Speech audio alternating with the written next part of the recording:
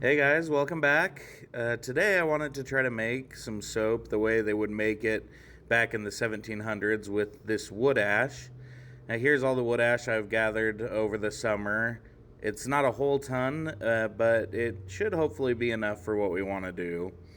Realistically, I don't know that this is ever going to be useful to anyone. But I thought it would be an interesting test of some old-time survival skills, and just interesting to see. So, anyways, the first thing we're going to do is fill this up with some water, and we're going to let it sit with the water in it for a couple days. And essentially, what that's going to do is the water will be able to dissolve the hydroxides, the sodium and potassium hydroxides in this wood ash, and that's going to be the lye that we'll need that's going to be the base of the soap, essentially. All right, well, it's been a few days, and hopefully that's given the water long enough to dissolve our lye into solution. And all we're going to need to do now is strain everything off into another bucket. So we're just going to take this and we'll just put a piece of cloth on top of it. I'm just going to use an old t-shirt that's trashed, and then strain the water through it, and it should give us just our lye solution in this other bucket.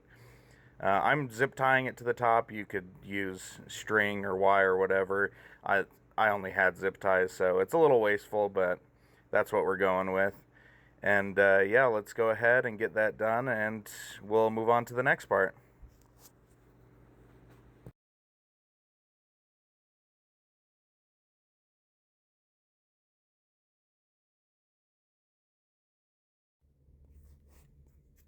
And let that sit and settle out for a little while, and we're just going to pour it back through again. Just try to strain out. There was a little bit more ash in there. We just want it to get it as clear as we can. Obviously, there's going to be some left in it no matter what we do, but it's going to leave us a better end product, a better soap, if we can get as much of the particulate out of there as possible right now. The water is about as clear as it's going to get now, and it's left us with a pretty weak lye solution, and we're just going to need to concentrate it down. How we're going to be measuring that is by its specific gravity, and we're just going to use that by putting a potato in it. They used to do it with eggs, but here in Idaho we have a ton more potatoes than eggs, so if you put it in there, you can see it sinks right now. We want to boil the water down until the potato or egg, whatever you use, floats. And at that point, we'll know that the concentration of lye in the water is high enough to make soap with.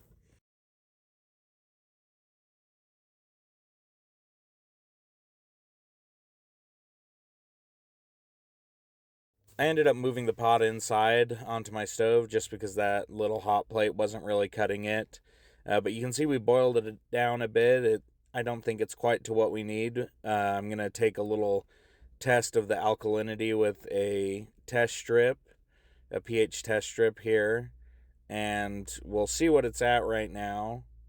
Looks like we're somewhere between a 9 and a 10 right now, so we're getting there. But we're still just going to use the potato float test to tell when we're ready to make the soap. And as you can see here, when we drop it in, it still sinks, so we're not quite there. Alright, so I let it boil a little bit longer, and if you see now when I drop the piece of potato in, it does float. It's almost boiled all the way down, and it's pretty murky, so I think I am going to strain it out, and then we'll be good to use it to make soap. So I got it straining through a cloth now, and you notice I'm wearing gloves from pretty much once you start boiling it down. You want to be wearing gloves anytime you're handling this because this is pretty caustic. It's at about a 12 or a 13 pH, so that can do damage to your skin pretty much as soon as it touches you. But anyways, we're straining it out, and you can see it's a lot more clear. This should be pretty good for soap making. There's obviously a lot of impurities in it. It's not just sodium hydroxide like you would use for modern soaps, but I'm hoping it'll give us a pretty decent end product.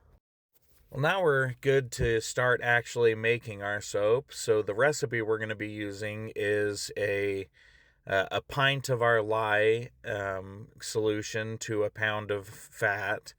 And that's just kind of the ratio you keep. We're going to be making a little bit smaller of a batch here.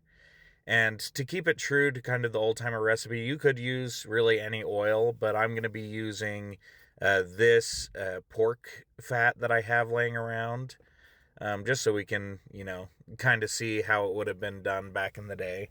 And pretty much what we're going to want to do is just keep this on a very low heat and mix our fat and lye solution together.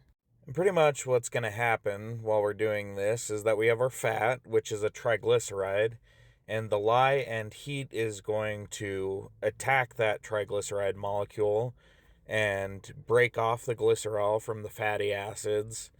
And that is going to give us our final product, which is our glycerol. And then the lye is going to react with the fatty acids to give us a very simple soap. Also, probably important to note that if you're doing this, you want to keep a pretty good ventilation and make sure you have some acid, weak acid, not like a vinegar, sitting by. In case any of this splashes on you, you can neutralize it pretty fast. So I actually let that mix over low heat for a few hours, and then I poured it out and let it sit for about a week to harden up. But let's take it out and see how well it works as a soap. All right, so let's do a little test of our soap. Just got done working on the car a little bit, so my hands are pretty greasy, dusty. Let's see how well it does at cutting through that.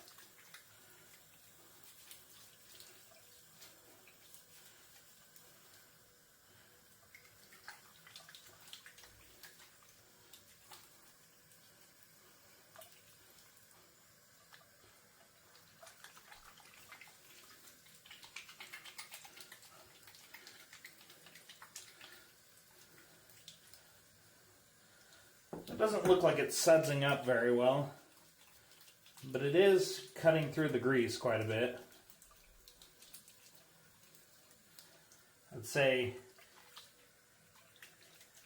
it is doing a pretty good job at washing it. However, I think probably what's going on is that this is a little heavy on the lye,